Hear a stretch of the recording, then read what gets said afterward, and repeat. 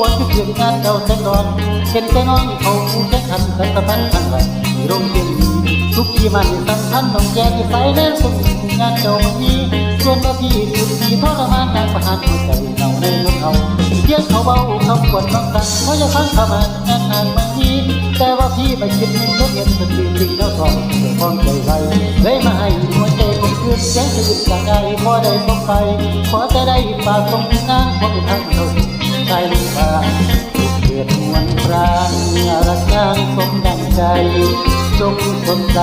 กับรักใหม่เถิดเอ่ยที่เพียงตื่นจากผู้ผิดหวังนั้นตามเคยเป็นเฉยแอบมาร้องลำพันสุดจาบ้านเมื่อเห็นเขานั่งผูกคอต่อแขนโอ้น้อแฟนคงอยู่แทนยืนยืนรู้ไหมว่าแฟนเก่าเจ้านั้นลืมแอบมายืนตรงเสียงปืนจะทำใช่อยู่เสียงเขาหัวว่ามาเด้อคนเอ้ยเหมือนคำเย้ยว่าตัวเรานั้นไม่มีค่าจนน้ำซ้ำที่เขาหลั่งให้กลางนาที่ขอเอาน้ำตาแทนน้ำสังหลั่งให้นางเอ่ยจงเป็นสุขเถิดจงสุขีเถิดนาง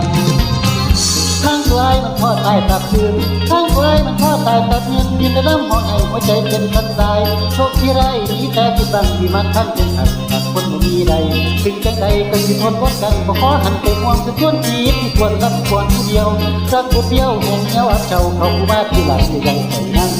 เอาเรสูพี่ขอเป็นทางทางเอาเรสูพี่ขอเป็นทางทางสำลันเกิดอ่อนที่ขออ่องสมพรเสียงอ่อนจากที่คนจริงปากที่คนสวยคนคนมาตอนลูกพี่นะบางวอนผู้ละงอนที่เธอวาง